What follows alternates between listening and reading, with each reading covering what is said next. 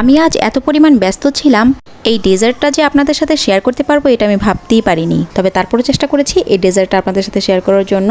যেহেতু আম এখন সবার ঘরে ঘরে আছে, সবাই কিন্তু এই ডেজার্টটা বানিয়ে খেতে পারবেন। তো আমার প্রথমেই যেটা লাগবে সেটা হচ্ছে নুডলস, আর লাগবে হচ্ছে সাবুদানা। প্রথমেই আমি গরম পানিতে সাবুদানাগুলো দিয়ে দিচ্ছি। সাবুদানা সেদ্ধ হতে একটু টাইম লাগে, তো সাবুদানাগুলো সেদ্ধ হতে হতে আমি কিন্তু অন্যান্য কাজগুলো করে ফেলবো। যেহেতু আমার আম লাগবে, তো আমি আম কেটে নেব। আমগুলোকে কাটতে কাটতে কিন্তু সাবুদানাগুলো সেদ্ধ হয়ে যাবে। তবে খেয়াল রাখবেন যাতে বলক এসে পড়ে না যায়, তাহলে কিন্তু আপনার চুলার পাটা নষ্ট হয়ে যাবে। কারণ সাবুদানা অনেক আঠালো হয়ে থাকে, একদম ঘন মারের মতো। তো আমি কিন্তু সাবুদানাগুলোকে খুব ভালো করে সেদ্ধ করে নিয়েছি, আর তারপর পানি দিয়ে ধুয়ে নিয়েছি। তা না হলে একটার সাথে একটা লেগে যাবে, জমাট বেঁধে যাবে। পানিটা চেঞ্জ করে ওই পাতিলে কিন্তু আমি এখন আবার পানি বসিয়েছি আর নুডলসগুলোকে সেদ্ধ করে নিয়েছি। নর্মাল নুডলস রান্নার সময় কিন্তু আমরা নুডলসটাকে বেশি বা কম সেদ্ধ করতে পারি, তবে এইখানে খাওয়ার উপযোগী করেই সেদ্ধ করে নিতে হবে। যেহেতু এটা আর আমি কুক করব না, এটাই আমার লাস্ট কুক করা হচ্ছে, আর এইভাবে আমাদের খেতে হবে। সো এটাকে ভালো করে সেদ্ধ করে নেবেন। এখন কিন্তু আমি দুটোকে একসাথে ভালো করে আমি ধুয়ে নিয়েছি, আর আলাদা আলাদা করে আপাতত রেখেছি। যদিও এটা আমি একসাথে মিলিয়ে ফেলবো, একসাথে রাখলেও কোনো সমস্যা নেই। এখন কিন্তু দুধ বসিয়ে দিয়েছি, আধা কেজি পরিমাণ দুধ নিয়েছি, আর দিয়ে দিচ্ছি চিনি।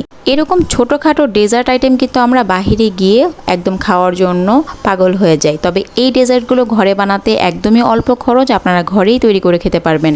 বাহিরের থেকেও হেলদি উপায়ে তারা কখন রান্না করে, কিভাবে রান্না করে, তাদের পরিবেশ সম্পর্কে কিন্তু আমাদের কোনো জানা নেই, কোনো ধারণাও নেই। আমরা কিন্তু চাইলেই ঘরে বসে এইভাবে ডেজার্ট বানাতে পারি। তবে ভালো লেগে থাকলে অবশ্যই পেজ ফলো করে রাখবেন নতুন নতুন ডেজার্ট আইটেম পাওয়ার জন্য। এখানে কিন্তু আমি এখন কাস্টার্ড পাউডার নিয়েছি, আর কাস্টার্ড পাউডার আমি এখানে 1 টেবিল চামচ পরিমাণ নিয়েছি। তারপর ঠান্ডা একটু পানি অ্যাড করে নিয়েছি। দেওয়ার পর আমি চামচ দিয়ে নাড়াচাড়া করে, তারপর আমি এই যে দুধটা যে আমার বলক চলে এসেছিলো কিছুক্ষণ বলক হওয়ার পরে, মানে জাল হওয়ার পরে, তারপর কিন্তু আমি কাস্টার্ডটা দেওয়ার সাথে সাথে আমি নাড়াচাড়া করছি। অনবরত নাড়তে হবে, কাস্টার্ডটা কিন্তু জমাট বেঁধে যাবে সাথে সাথেই। তো নাড়াচাড়া না করলে দলা বেঁকে যেতে পারে। আর ঠান্ডা পানি দিয়ে কিন্তু আমি কাস্টার্ডটাকে গুলিয়ে নিয়েছি।